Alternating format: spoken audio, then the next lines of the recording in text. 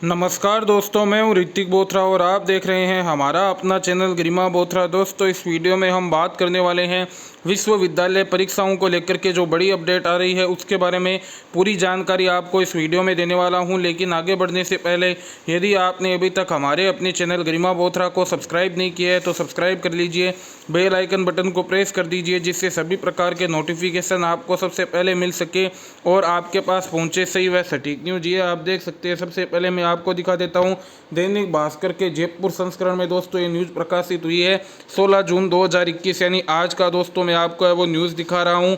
ये आप देख सकते हैं, तकनीकी एजुकेशन फाइनल ईयर की परीक्षाएं होगी, अन्य प्रमोट होंगे। प्रमोट पर भी दोस्तों किस प्रकार के प्रमोट की बात की जा रही है वो देखने के लिए आप वीडियो को पूरा ज़रूर देखिएगा। ये आप देख सकते हैं, यूनिवर्सिटी कॉलेजों की परीक्षाओं पर 20 लाख से ज़्यादा छात्रों को सरकार के फैसले का है वो इंतजार है। परीक्षाओं को लेकर मंगलवार को तकनीकी शिक्षा राज्य मंत्री डॉक्टर सुभाष गर्ग ने अधिकारियों के साथ में वीडियो कॉन्फ्रेंसिंग की। मंत्री ने कहा, तकनीकी शिक्षा के छात्रों के लिए परीक्षा का मॉडल पिछले साल की तरह ही रखे जाएंगे।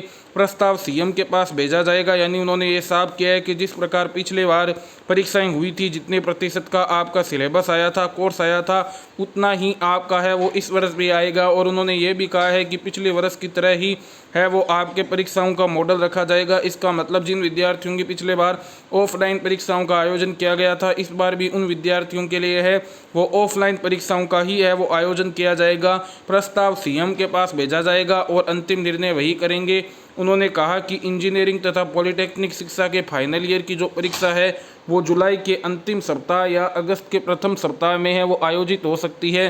अन्य को अस्थायी प्रमोट करने का विचार है। दोस्तों सबसे ज़्यादा इम्पोर्टेंट बात है वो यही हो जाती है। यहाँ पर जो लिखा हुआ है कि अन्य को अस्थायी प्रमोट करने का विचार है, मैंने आपको दोनों प्रकार के प्रमोशन के बारे में बताया था कि एक तो होता है जनरल प्रमोशन जिसे हम केवल प्रमोशन भी कहते हैं, और एक होता है प्रोविजनल प्रमोशन जिसका अर्थ होता है अस्थायी प्रमोट। यानी आपको अभी अगली कक्षा में है प्रमोट कर दिया जाएगा, अभी आपकी परीक्षाएं नहीं होगी, लेकिन स्थिति सामान्य होती है और अनुकूल होती है तो आगे आपके दोस्तों अक्टूबर, नवंबर, दिसंबर के आसपास भी है वो उस कक्षा की परीक्षाएं करवाई जा सकती है जिससे आपको अभी प्रमोट किया जा रहा है। और यदि आप उसमें परीक्षा में उत्तीर्ण नहीं हो पाते हैं तो आपको दोबारा उसी कक्षा में है वो बैठना होगा जिससे आपको है वो प्रमोट किया गया है। हालांकि दोस्तों अन्य में है वो किन किन कक्षाओं को ये सम्मिलित कर रहे हैं, क्या जो प्रथम सेमेस्टर के विद्यार्थी या प्रथम वर्ष के विद्यार्थी है उनको भी वह अस्थायी प्रमोट करने पर विचार कर रहे हैं। क्योंकि कल हमने उच्च शिक्षा मंत्री भंवर सिंह जी भाटी की बात सुनी थी। उन्होंने कहा था कि प्रथम वर्ष के विद्यार्थियों को है वो प्रमोट करने पर विचार है। उन्होंने अस्थायी प्रमोट करने के बारे में उस समय नहीं कहा था। तो देखना यही होगा कि जब जल्द निर्णय आता है तो किस प्रकार का निर्णय आता है।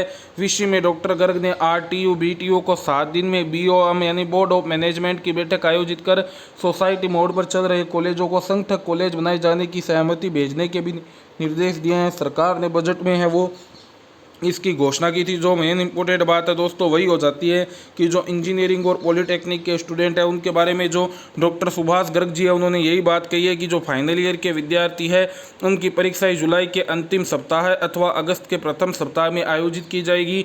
अन्य विद्यार्थियों को है वो अस्थायी प्रमोट करने पर विचार है। हालांकि ये गाइडलाइन आने पर ही पूरी तरीके से क्लियर हो पाएगा कि किन किन विद्यार्थियों के लिए है वो अस्थायी रूप से प्रमोट किया जाता है, किन को जनरल प्रमोशन मिलता है और किन विद्यार्थियों की है वो परीक्षाओं का आयोजन होता है। आपका दोस्तों इस पर क्या राय है आप कमेंट सेक्शन में है वो जरूर बता सकते हैं, हम ही अपनी राय दे सकते हैं। और उच्च शिक्षा विभाग में यूजी पीजी की परीक्षाओं पर भी BEd BA BS BEd BSc BEd की परीक्षाओं पर भी है वो पूरी उम्मीद है कि बहुत जल्द है वो राज्य सरकार के द्वारा निर्णय लिया जाएगा। क्योंकि दोस्तों जितना लेट हो रहा है विद्यार्थियों में उतने ज़्यादा है वो कन्फ्यूजन की स्थिति, असमंजस की स्थिति बन रही है।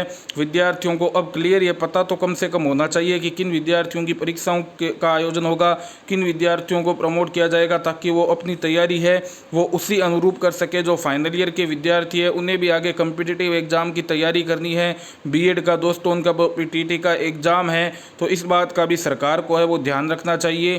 कहीं ऐसा ना हो कि राजस्थान के विद्यार्थी जो केंद्रीय कॉम्पिटिटिव एग्जाम होते हैं या कोई भी दोस्तों केंद्रीय कॉलेजों में प्रवेश है उनके लिए है वो पिछड़ जाए। क्योंकि दोस्तों राजस्थान में ही है वो इतनी लेट हो चुका है परीक्षाओं और प्रमोशन को लेकर के।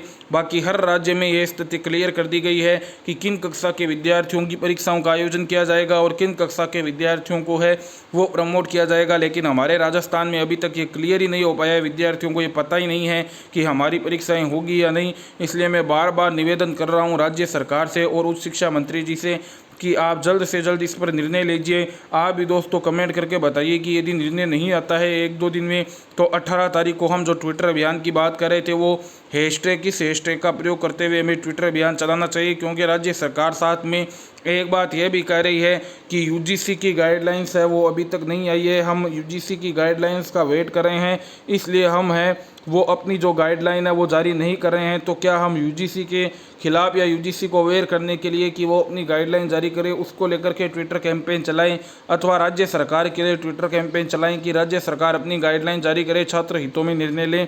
आप दोस्तों कमेंट सेक्शन में है वो ज़रूर बता सकते हैं आपके सुझाव। दोस्तों सादर आमंत्रण है आपके सुझावों का, जो सुझाव दोस्तों विद्यार्थी हितों में लगेगा आगे आप सभी के सुझावों के आधार पर, बातों के आधार पर हम देखेंगे कि हम क्या कर सकते हैं इसको लेकर के। धन्यवाद।